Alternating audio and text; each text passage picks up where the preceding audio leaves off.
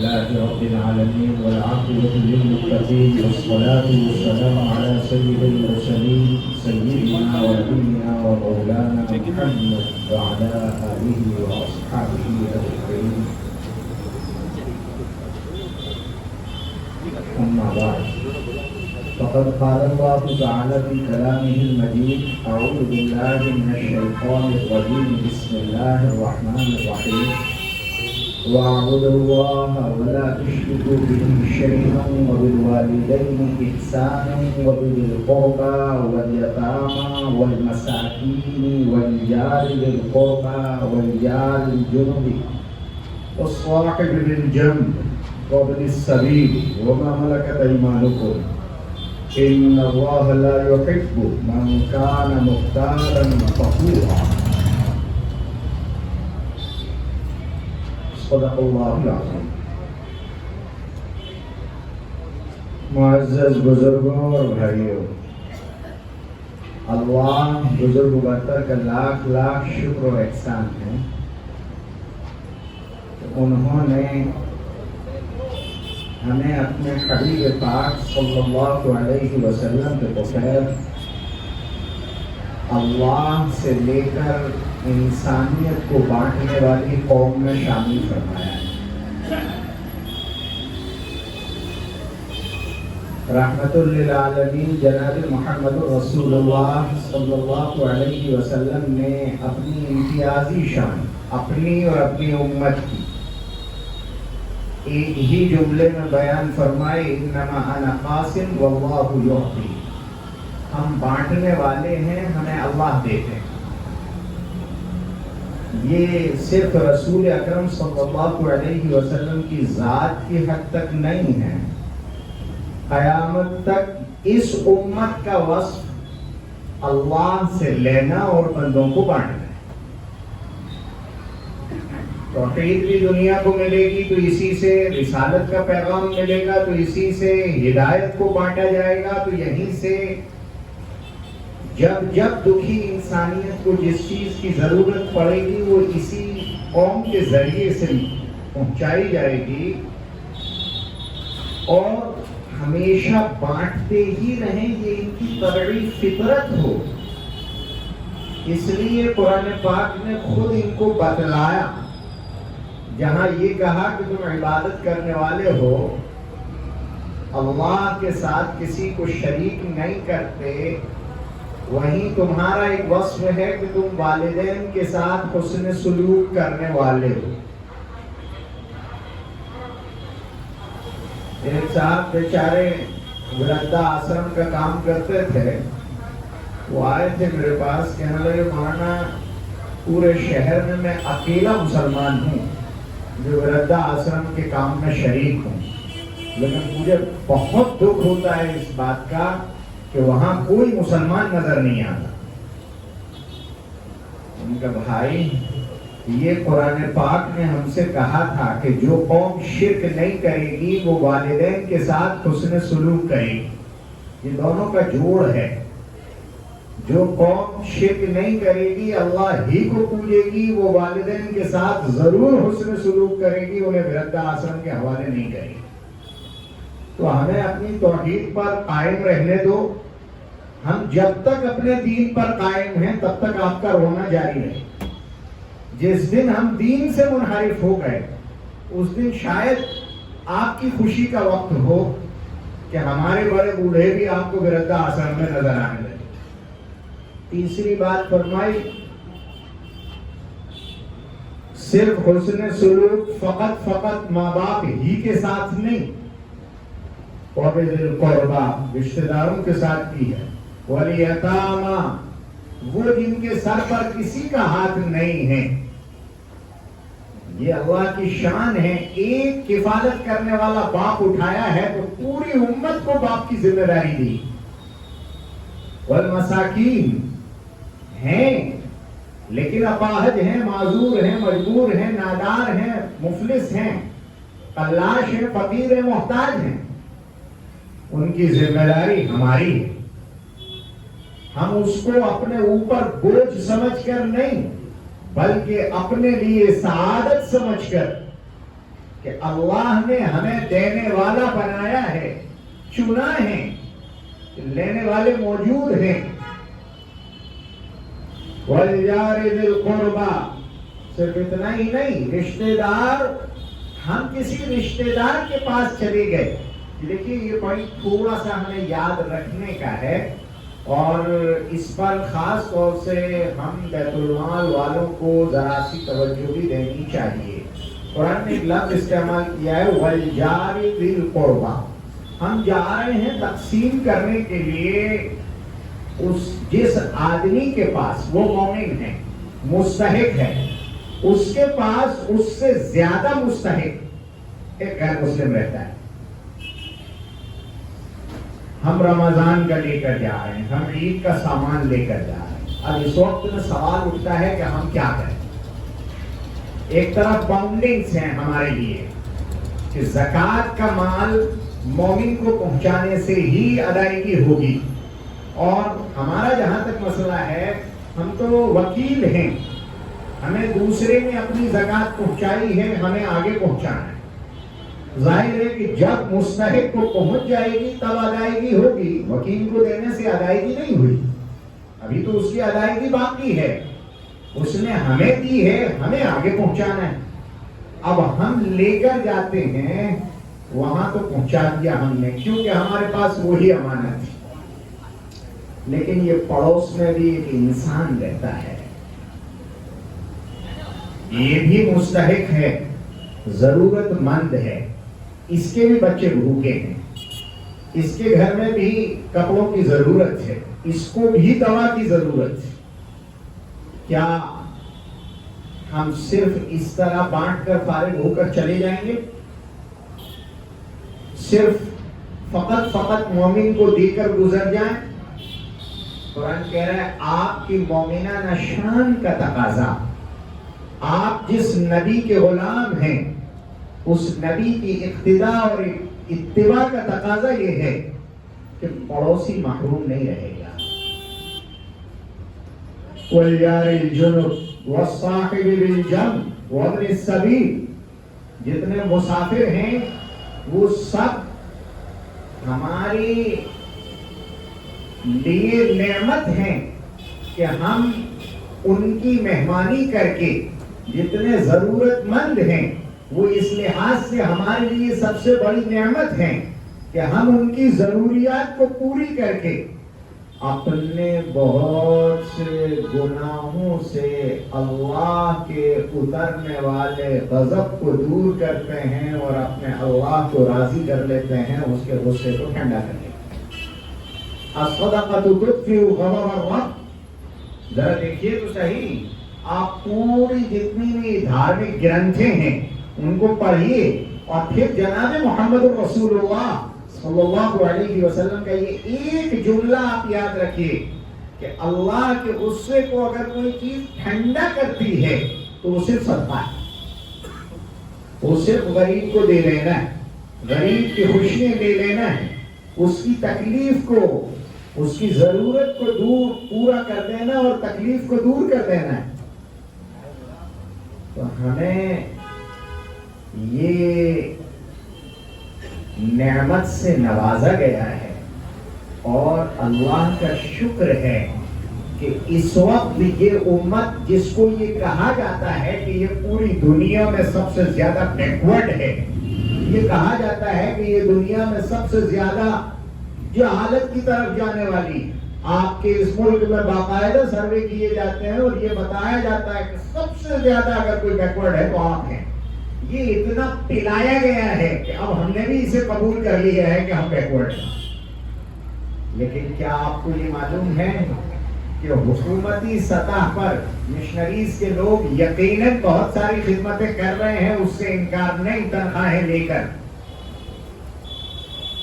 اس انداز میں کام کرنے والے کارندے جو ٹھیلا چلانا چھوڑ کر غریب کی مدد کرتے ہوں، مجھے معلوم ہے، میں نے بیت المال کے والوں کے ساتھ کام کیا ہے، مجھے پتا ہے کہ دن بھر کی مزدوری کر لینے کے بعد رات میں 1 بجے کاندھے پر بوری اٹھا کر یہ نوجوان غریبوں کے گھر جا کر دستک دیتا ہے اور وہاں ان کو غذا اور سامان پہنچاتا ہے. یہ جو بات ہے یہ صرف جناب محمد الرسول اللہ صلی اللہ علیہ وسلم کے غلام کو ملی.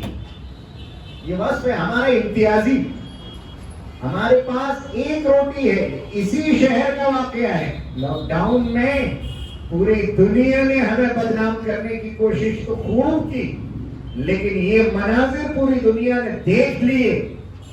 پوری دنیا نے یہ منظر دیکھ لیا کہ جتنا مسلمان صرف جناب محمد رسول اللہ کا غلام ہو کر اللہ واحد سے لے کر جتنا بندوں کو دینا جانتا ہے اور ان کی ضروریات کا جتنا درد رکھتا ہے, دنیا کی کوئی قوم ہم پلہ نہیں ہو سکی. کوئی قوم پر ہم پلہ نہیں. یہ اسی شہر کا واقعہ ہے. صرف ایک واقعہ سناتا ہوں. ایک صاحب نکلے کہ صاحب لوگوں کی سیوا کریں گے, خدمت کریں گے, لوگوں سے بات چیت کریں گے, سامان لیں گے لاک ڈاؤن میں اور غریبوں کے گھروں تک پہنچائیں گے, ضرورت مندوں تک. اس لیے لاک ڈاؤن میں تو اچھے غریب نظر آ رہے تھے حالات کی وجہ سے. ایسے حالات آ کر ہمیں یہ درد بتا نہیں دیتے ہیں کہ غریب کا درد کہتے کس کو. وہ کہہ رہے تھے میں نکلا تو بہت سو کو بانٹ دیا میں نے. 2000 روپے میری جیب میں تھے. جب میں نے دیکھا ایک عورت کسی کے گھر کی کام والی تھی, وہ مجھے نظر آئی اور میں نے اس کو بلایا کہ اما دیکھو سامان تو نہیں ہے, آپ یہ پیسے رکھو, آپ کے کام آئیں گے. تو اس عورت نے پوچھا کہ بھیا آپ یہی کام کر رہے ہو؟ کہاں میں یہی کام کر رہا ہوں, ہم لوگ بانٹ رہے ہیں, سب جگہ کرانہ بانٹ رہے ہیں, گلا پہنچا رہے ہیں. تو اس نے کہا کہ آپ اپنے پاس رکھو, اس کے یہ بہت لوگ ضرورت مند ہیں. اور پھر اس نے جو جملہ کہا ہے وہ یاد رکھنے قابل ہے. اس نے کہا کہ میرا جو مکان مالک ہے جس کی یہاں میں مزدوری کرنے جاتی ہوں وہ بہت اچھا آدمی ہے, اس نے مجھے 2000 روپے پہنچائے تھے. میں اس میں سے سامان لے آئی, میں نے گھر پہ رکھ لیا, اور پھر اس نے بٹوا کھولا اور اس میں سے 500 روپے نکالے اور آنکھوں میں اس کے آنسو تھے. اور اس نے یہ کہا کہ بھیا یہ پیسے میری طرف سے رکھ لو, اللہ کے نبی کی امت بہت ضرورت مند. یہ جذبہ ہمارے یہاں کا مزدور دوسرے کی فکر اس انداز میں کرتا ہو, یہ رسول اللہ کی غلامی کا نتیجہ ہے. تو اللہ عز و جل نے ہمیں عطا فرمایا. اللہ ہمارے گھروں میں اور ہماری نسلوں میں یہ سلسلے باقی رکھے. یہی ہمارے توحید پرست ہونے کی نشانی اور یہی اس بات کی علامت ہے کہ ہمارا رب ہم سے راضی. ہمارا رب جب تک ہم بانٹتے رہیں تب تک ہم یہ سمجھتے رہیں گے کہ رب کا غضب ہم پر نہیں آئے گا, ابھی رب ہم سے راضی. یہ علامت ہے, پہچان. اللہ تعالیٰ ان لوگوں کو جزائے خیر دے جو اس دنیا سے چلے گئے, اللہ انہیں جنت الفردوس دے. جنہوں نے اس 65 سالہ زمانے میں بیت المال کی شروعات سے لے کر آج تک اپنی خدمات کی, اللہ ان سب کو کروٹ کروٹ جنت نصیب فرمائے. سب کے سیئات کو حسنات سے مبدل فرمائے. غلطیاں فروگزاشتیں سب سے ہوتی ہیں, کوئی نہیں ہے ایسا جو اپنا دامن بالکل صاف رکھتا ہو. اللہ تعالیٰ ان خدمات کے صدقے میں, ان غریبوں کی اچھی نظروں کے صدقے میں, ہمارے والد مجھے ایک جملہ فرماتے تھے کہ بیٹے جب غریب کو دینا ہو تو خود جایا کرو اور اپنے ہاتھ سے اس کو پہنچاؤ. اس وقت وہ جس نظر سے دیکھتا ہے بس وہی تمہاری زندگی کو کامیاب بنانے کے لیے کافی. اس وقت نظر اس کی پڑتی. یہ جو نظریں فقیروں کی, غریبوں کی, کلاشوں کی, محتاجوں کی پڑی ہے, ضرورت مندوں کی, اللہ انہی نظروں کے صدقے میں ان تمام کی مغفرت کرے اور ہم سب کے حال پر رحم فرمائے, امت کو حفاظت نصیب فرمائے, ہدایت نصیب فرمائے. اللہ کا لاکھ لاکھ شکر احسان ہے بیت المال 65 سال سے ان اصولوں پر کام کر رہا ہے، الحمدللہ مضبوطی سے کر رہا ہے۔ بلکہ مجھے خوشی ہوتی ہے جب بیت المال کے رضاکاروں سے ملاقات ہوتی ہے تو اندازہ ہوتا ہے کہ بیت المال میں کام کر کر کے یہ لوگ زکوٰۃ کے مصارف، صدقات کے مصارف، صدقہ فطر کے مصارف، چرم قربانی کے مصارف سے جس میں اچھے انداز میں واقف ہیں، دوسرے نہیں ہیں۔ یہ جو مذاکرے ہو رہے ہیں اور مسائل کے تحت اللہ سے ڈر کر اور احکام اسلامیہ کی پابندی کرتے ہوئے جو کام ہو رہا ہے، یہ ان بزرگوں کے اخلاص اور محنتوں کا نتیجہ ہے جنہوں نے کام شروع کرایا۔ ہمیں ترقی کرنا ہے، کسی ایک جگہ رکنا نہیں۔ ہمیں رفیق بن کر کام کرنا ہے، فریق بن کر نہیں کرنا ہے۔ یہاں مدارس بھی کام کرتے ہیں، یہاں دوسری تنظیمیں بھی کام کرتی ہیں، بیت المال بھی کام کرتا ہے۔ سب غربا کے لیے، یتامہ کے لیے، مساکین کے لیے کام کرتے ہیں۔ جس کو جو میدان ملا ہے، اللہ نے جس کو جہاں کے لیے قبول کیا ہے، اس میدان میں کام کر رہا ہے۔ ہمیں سب کو قدر کی نگاہ سے دیکھتے ہوئے سب کے ساتھ رفیق بن کر کام کرتے جانا ہے، ہم کسی کے فریق نہیں، اس لیے کہ ہمارا کام نہیں ہے، ہم اللہ کا کام کرتے ہیں، اللہ کے نبی صلی اللہ علیہ وسلم کا کام کرتے ہیں۔ نبی کے صدقے میں اللہ ہمیں دے رہے ہیں، ہم دوسروں کو پہنچا رہے ہیں۔ وہ ان کو دیا تھا، انہوں نے پہنچایا، صحابہ کو دیا تھا، انہوں نے پہنچایا، تابعین کو دیا تھا، انہوں نے پہنچایا، ہمیں دیا ہے، ہم پہنچائیں گے، اور اسی طرح یہ امت قیامت تک اللہ سے لیتی رہے گی اور دنیا کو دیتی رہے گی۔ اب یہ ہے کہ کچھ ضروریات کے دہانے بڑے کھل رہے ہیں۔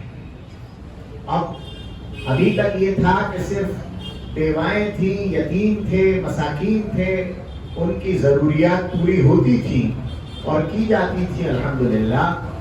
بہت بڑی ضرورت، بہت بڑا مسئلہ ہے کہ ہم بھوکوں کو کھلائیں، ننگوں کو پہنائیں، یہ سب سے پہلی ضرورت ہے۔ بلکہ قرآن نے یہ کہا کہ وہ لوگ جہنم میں جب جائیں گے اور ان سے پوچھا جائے گا کہ مَا سَلَكَكُمْ فِي سَقَرَ، تمہیں جہنم میں کیا عادت ہے، کون سے جرائم تمہیں جہنم میں کھینچ کے لائے؟ تو وہ کہیں کہ قَالُوا لَمْ نَكُ مِنَ الْمُصَلِّينَ وَلَمْ نَكُ نُطْعِمُ الْمِسْكِينَ، ہم ایک تو نماز نہیں پڑھتے تھے اور دوسرے مساکین کو کھانا نہیں کھلاتے تھے۔ ظاہر ہے کہ یہ صرف کسی ایک آدمی کے ساتھ خاص نہیں ہے۔ شہر میں اگر مسکین بھوکا ہے تو سب پر فریضہ عائد ہوتا ہے، سب پر فریضہ عائد ہوتا ہے، وہ مسکین مسلم ہو غیر مسلم ہو، سب پر فریضہ عائد ہوتا ہے۔ ہم کھا کر سوتے رہیں اور دوسرا بھوکا رہے، ظاہر ہے کہ یہ اللہ کے نبی جناب محمد رسول اللہ صلی اللہ علیہ وسلم کو منظور نہیں ہے۔ ایک تو یہ ہے کہ ہمارے اب نوجوانوں کو اپنا سروے بہت مضبوط رکھنے کی ضرورت ہے، بہت زیادہ ضرورت اس کی ہو رہی ہے۔ ہر محلے کے نمائندے یہاں موجود ہوں گے انشاءاللہ تعالی۔ ہر محلے کا مکمل سروے ہمارے پاس ہونا چاہیے کہ ٹوٹل کتنی بیوائیں ہیں، گھروں میں کتنے یتیم ہیں، کتنے لوگ ایسے ہیں جو بے مکان ہیں، کتنی بچیاں پورے محلے کی، ہر علاقے کی ایسی ہیں جن کی ابھی شادی ہونا باقی ہے، جن میں ہمارے یوگدان کی ضرورت ہوگی، وہ کتنے ہیں؟ یہ سروے رپورٹ ہمارے پاس اگر موجود ہو تو ہم ڈونرز کو متوجہ کر سکتے ہیں۔ اس وقت کی یہ بہت بڑی ضرورت ہے کہ ہم تھوڑی سی محنت کر ڈالیں۔ لاک ڈاؤن میں بھی اس کا موقع بہت اچھا تھا، لیکن یہ کہ اگر ذرا سی محنت ہمارے نوجوان اس سلسلے میں کر لیتے ہیں تو ہم بہت سارا کام کر سکتے ہیں۔ نمبر 2، ایک بہت بڑا مسئلہ آ رہا ہے علاج کا۔ علاج کے دہانے اتنے بڑے ہو گئے ہیں کہ اچھے کروڑ پتیوں کے لیے بھی اب یہ مسئلہ ہیلا دینے پانے۔ ابھی میں نے دیکھا ہے ایک بچہ بیچارہ ٹائلز کاٹتا تھا، وہ تار لپیٹ رہا تھا ہاتھ میں، پلگ نکالا نہیں تھا، جل گیا پورا آگے سے۔ 17 لاکھ روپے کا بل بنایا ہے بامبے ہاسپٹل، 17 लाख रुपए का। उसका मकान बिक चुका, उसके बाप का ऑटो बिक चुका, जो कुछ उनके पास था सब बेच दिया, मोहल्ले वालों को जितनी इमदाद करनी थी कर ली, अभी भी 5 लाख रुपए रहना बाकी, ऑपरेशंस बाकी। एक तो बहुत बड़ा मसला हो गया है कि इलाज कराने वाले बड़ी तेजी से एकदम जल्दबाजी में कॉर्पोरेट हॉस्पिटल्स में चले जाते हैं और वहां फिर बड़े मसाइब का शिकार हो जाए।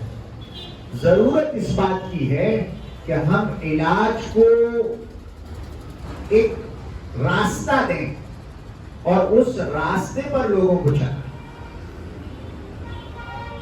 लोग परेशान हो गए हैं, गलत चले जाते हैं। अभी कल ही का एक किस्सा है, एक साहब आए थे, उनके बच्चे की आंख का ऑपरेशन का मसला है। मैंने एक डॉक्टर से बात की और उसको तैयार किया कि ये 55,000 60,000 का काम वो 30,000 में कर दे, लेकिन उनकी फैमिली के लोग तैयार नहीं हुए और आखिर में वो वहीं पहुंचे जहां 50,000 का ऑपरेशन था। जाहिर है कि ये बर्डन किस पर आया? उसी स्टैंडर्ड के, उसी लेवल के दो डॉक्टर, ये बर्डन किस पर चला गया? जाहिर है ये जा रहा है कौन पर। इतने में 2 ऑपरेशन हो सकते थे जितने में 1 हो रहा है। हमें जरूरत है कि हम इलाज के लिए प्लेटफॉर्म की अच्छी खासी बिल्डिंग है, और ये मेरी आज की नहीं, 1985 में ये बिल्डिंग मैंने देखी थी, जब यहाँ 85 या 87 में ये बिल्डिंग देखी है, जब यहाँ लालानी बैठा करते थे आकर। और उस वक्त में बात ये आई थी, मौलाना वस्तानवी साहब से ये कहा जा रहा था कि तुम यहाँ एक एक्सरे मशीन लगा। उसके बाद बजाय इसके कि एक्सरे मशीन आती, अल्लाह जाने अब तो इसमें टाइल्स माइल्स लगे, मुझे कुछ देख के अच्छा लग रहा है। मेरे भाइयों, इस वक्त जरूरत है कि हम एक क्लिनिक डालें, डे केयर क्लिनिक डालने की जरूरत है। हमारे पास डॉक्टर्स मौजूद हैं, लोग मौजूद हैं, इयानत करने वाले मौजूद हैं। अगर डे केयर क्लिनिक होगा तो उसके वास्ते से हम इन्वेस्टिगेशन सस्ते करा सकते हैं। अगर डे केयर क्लिनिक होगा तो हम उसके वास्ते से ऑपरेशन सस्ते करा सकते हैं, हॉस्पिटल्स में काम सस्ता करा सकते हैं, अपने डॉक्टर्स को यूज कर सकते हैं। काश कि आप हजरात इसके लिए प्लान तैयार करें। अभी कल की बात थी, एक बच्चा आया था रोता हुआ। मसला है कि वो MBBS करने के लिए किर्गिस्तान गए। जाहिर है कि वहाँ कम पैसों में काम हो रहा है, लेकिन आज 3 लाख रुपए जो फीस देना है उसके पैसे भी नहीं है। जाहिर है कि इंडिया में जो आदमी MBBS कर रहा है वो खर्च कर रहा है 1 करोड़ रुपया। किर्गिस्तान से जो करके आ रहा है वो 25 लाख रुपए में निपट आएगा। हम कहां कहां किस वक्त में कितनी मदद कर सकते हैं? क्या हम अब जो दूसरे बैंक्स हैं या दूसरे जो इंस्टीट्यूट्स हैं जो मुस्लिम बच्चों को स्कॉलरशिप देते हैं, उनके वास्ते से क्या अब हम मदद के लिए कोई लाइन बना सकते हैं? इस पर भी गौर करने की जरूरत है। यतीमा मसाकीन की मदद हमारा पहला हदफ है। नंगे को खिलाना, भूखे, नंगे को पहनाना, भूखे को खिलाना, ये हमारा पहला हदफ है।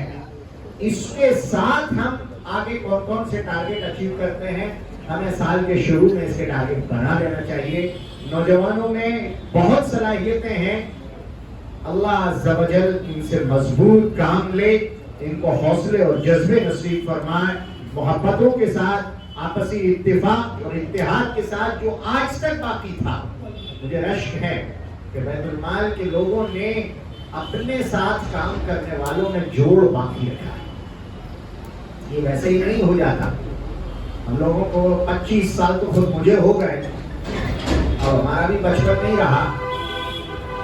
पहले हम जिन लोगों को अंकल कह दिया करते थे, अब वो हमें अपनी उम्र के नजर आने लगे हैं। जाहिर है कि इन बड़ों ने जो तरीक़ाकार बाकी रखा है, अल्लाह ताला हमारे दरमियान ये सलीका और ये तरीका बाकी रखे। आमीन। व आखिरु दावाना अल्हम्दुलिल्लाहि रब्बिल आलमीन।